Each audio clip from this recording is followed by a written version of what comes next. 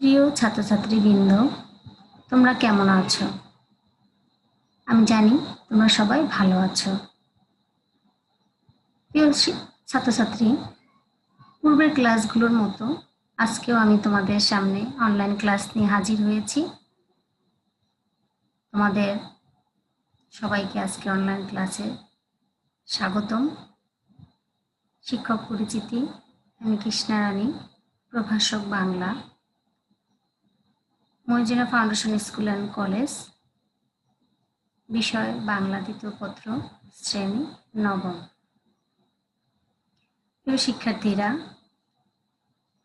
আজকে আমি বাংলা দ্বিতীয় পত্রের উপরে তোমাদের বাংলা ভাষা ব্যাকরণ বই থেকে যে এমসিকিউর উপরে আলোচনা করব ভাষা, নত্ব, সত্যবিধান, ধ্বনি ও বর্ণ অধ্যায় নিয়ে। আমাদের আজকের পাঠের বিষয় শুরুতেই হচ্ছে ভাষা। ভাষা থেকে আমরা যে এমসিকিউগুলো নিয়েছি সেগুলো তোমরা দেখো, এখানে উত্তর দেওয়া আছে। তোমরা অবশ্যই উত্তরগুলো পারবে এবং ক্লাসটা দেখার সাথে সাথে বই নিয়ে বসে পড়বে, বই পড়বে, ক্লাসটাও খুব সুন্দর মনোযোগ সহকারে দেখবে। প্রশ্ন 1, নিচের কোনটি ফরাসি শব্দ? ক হরতাল, খ পাদ্রী, গ তোপ, ঘ কুপন। সঠিক উত্তর হচ্ছে কুপন। প্রশ্ন 2, কোনটি দেশি শব্দের উদাহরণ? ক লুঙ্গি, খ খোকা, গ সাবেক, ঘ সম্রাট। সঠিক উত্তর হচ্ছে খোকা। প্রশ্ন 3, মানুষের কণ্ঠ নিঃসৃত বাক সংকেতের সংগঠনকে কি বলে? ধ্বনি, শব্দ, বাক্য, ভাষা। সঠিক উত্তর হচ্ছে ভাষা। প্রশ্ন 4, কোন ভাষা হতে বাংলা ভাষার জন্ম হয়? ইম্পর্টেন্ট একটা প্রশ্ন। ক পলি, খ হিন্দি, গ উড়িয়া, ঘ বঙ্গ কামরূপী। সঠিক উত্তর হবে বঙ্গ কামরূপী। প্রশ্ন 5, প্রাতিপাদিক কি? সাধিত শব্দ, বিভক্তিযুক্ত শব্দ, বিভক্তিহীন নাম শব্দ না উপসর্গযুক্ত শব্দ? সঠিক উত্তর হচ্ছে বিভক্তিহীন নাম শব্দকে প্রাতিপাদিক বলে। প্রশ্ন 6, নিচের কোনগুলো পর্তুগিজ শব্দ? ক আলমারি ও গুদাম, খ চাহিদা শিক, গ চা চিনি, ঘ কুপন ডিপো। সঠিক উত্তর হচ্ছে আলমারি ও গুদাম। প্রশ্ন 7, ভাষা কি? উচ্চারণের প্রতীক, কণ্ঠের উচ্চারণ, ভাব প্রকাশের মাধ্যম, ধ্বনির সমষ্টি। ভাব প্রকাশের মাধ্যম হচ্ছে ভাষা। কোনটি ফার্সি শব্দ? জাকাত, উকিল, পয়গম্বর, চশমা। সঠিক উত্তর হচ্ছে চশমা। চশমা শব্দটি হচ্ছে ফার্সি শব্দ। প্রশ্ন 9, নিচের কোনটি তৎসম শব্দ? চন্দ্র অথবা ধর্ম, গ গিন্নি, গ ডিঙ্গা, ঘ ইমান। সঠিক উত্তর হচ্ছে চন্দ্র। চন্দ্র হচ্ছে তৎসম শব্দ। প্রশ্ন 10, বক্তৃতার ভাষায় কোন রীতির ব্যবহার করা বাঞ্ছনীয়? ক সাধু, খ চলিত, গ কথ্য ভাষা, ঘ আঞ্চলিক ভাষা। সঠিক উত্তর হবে সব সময় বক্তৃতার ক্ষেত্রে চলিত ভাষা বাঞ্ছনীয়। বাঞ্ছনীয় নয় কোনটা? সাধু ভাষা। প্রশ্ন 11, কোনটি দেশি শব্দ নয়? ক পেট, খ চাঙারি, গ ঘর, ঘ ডোঙা। সঠিক উত্তর হচ্ছে ঘর। এটি দেশি শব্দ নয়। প্রশ্ন 12, ভাষাভাষী জনসংখ্যার দিক থেকে পৃথিবীতে বর্তমানে বাংলা ভাষার স্থান কততম? ইম্পর্টেন্ট প্রশ্ন। চতুর্থ, পঞ্চম, ষষ্ঠ, সপ্তম। সঠিক উত্তর হচ্ছে চতুর্থ। প্রশ্ন 13, বাংলা ভাষা সাহিত্যের যুগবিভাগ কয়টি? এটাও খুব গুরুত্বপূর্ণ একটি প্রশ্ন। 3টি, 4টি, 5টি, 6টি। যেমন যুগবিভাগ হচ্ছে 3টি, প্রাচীন যুগ, মধ্যযুগ ও আধুনিক যুগ। প্রশ্ন 14, বাংলা ভাষার কোন রীতি নাটকের সংলাপ ও বক্তৃতার অনুপযোগী? পূর্বে বলেছিলাম তোমরা এই প্রশ্নটা সবাই জানো, কমন একটা প্রশ্ন।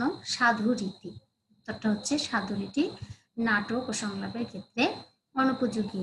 প্রশ্ন 15, কোনটি খাঁটি বাংলা শব্দের উদাহরণ? ডাগর, হাত, কুলা, সবগুলো। সঠিক উত্তর হচ্ছে খ, হাত। প্রিয় শিক্ষার্থী, ভাষা থেকে আমাদের এই পর্যন্ত এমসিকিউ। এরপরে আমরা আসি নত্য সত্যবিধান।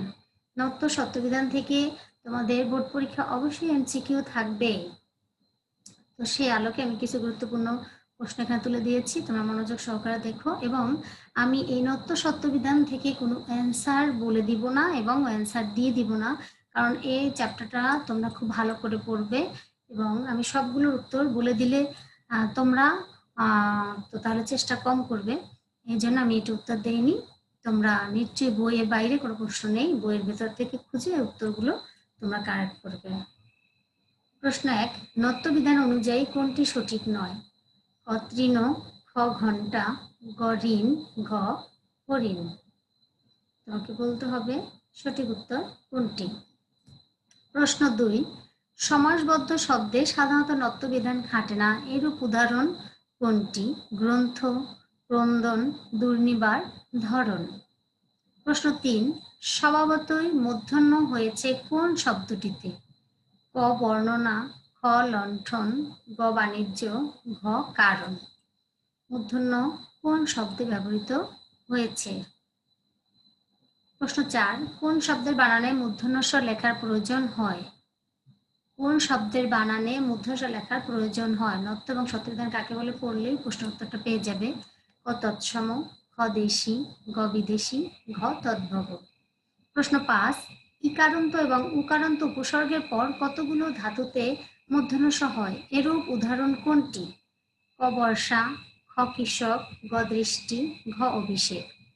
প্রশ্ন 6, নিচের কোন শব্দটিতে স্বভাবতই মূর্ধন্য হয়েছে?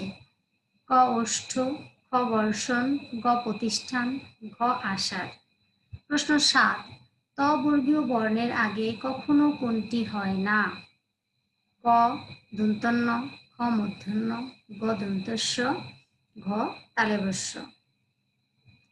প্রশ্ন 8, সংস্কৃত কোন প্রত্যয়যুক্ত পদে মূর্ধন্য হয় না?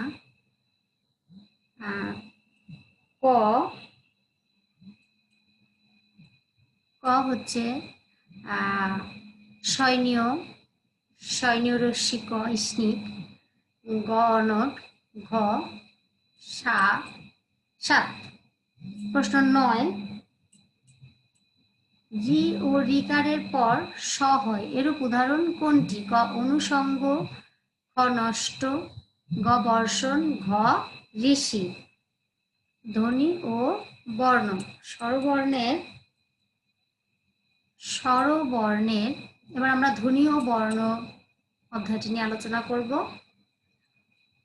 1, স্বরবর্ণের সংক্ষিপ্ত রূপকে কি বলে? খুব সহজ একটি প্রশ্ন। স্বরবর্ণের সংক্ষিপ্ত রূপকে কার বলে? প্রশ্ন 2, স্বরধ্বনির লিখিত রূপ বা প্রতীককে কি বলে?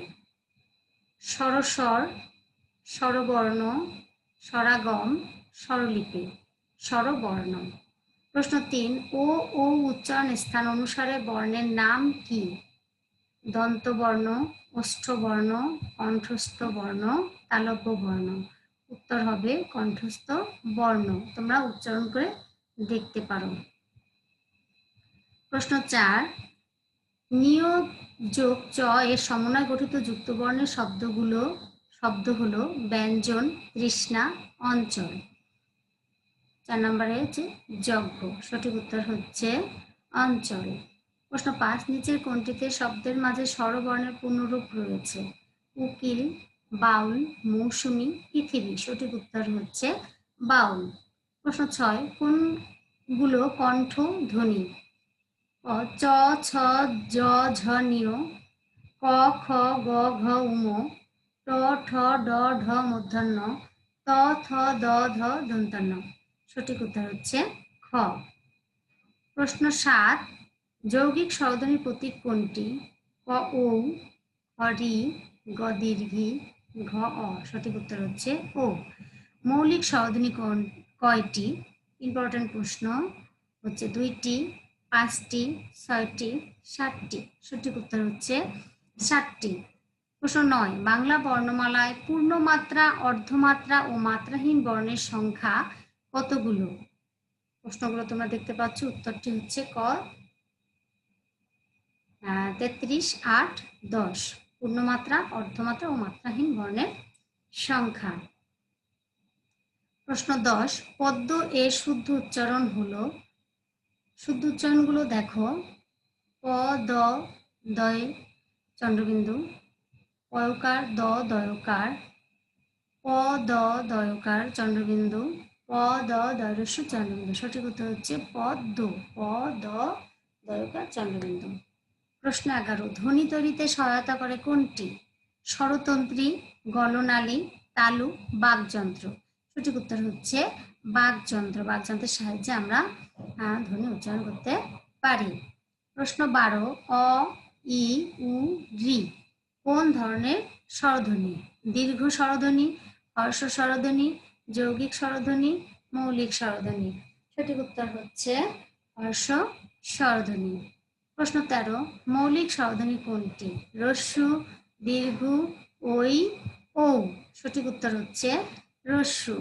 প্রশ্ন 14, ধ্বনি এককের জন্য প্রত্যেক ভাষায় যে প্রতীক চিহ্ন ব্যবহার করা হয় তাকে কি বলা হয়? বর্ণ, শব্দ, পদ, ধ্বনি। তাকে বলা হয় বর্ণ। প্রশ্ন 15, ক খ গ ঘ উম এর উচ্চারণ স্থান হলো অগ্রতালু, জিহ্বামূল, পশ্চাৎ দন্তমূল, অগ্রদন্তমূল। সঠিক উত্তর হচ্ছে জিহ্বামূল। প্রিয় শিক্ষার্থীরা, তোমাদের বাড়ির কাজ থাকবে যতগুলো এমসিকিউ এখানে পড়ানো হলো সবগুলো বাড়িতে বসে সুন্দর করে পড়বে এবং লিখবে। যেহেতু সামনে পরীক্ষা আসছে, তো পড়ার প্রতি আমাদের খুব মনোযোগী হতে হবে। তো প্রিয় শিক্ষার্থীরা, আজকের মতো এ পর্যন্তই। তোমাদের সবাইকে ধন্যবাদ। পরবর্তী ক্লাসে আমি আবার আসবো। ভালো থেকো সবাই।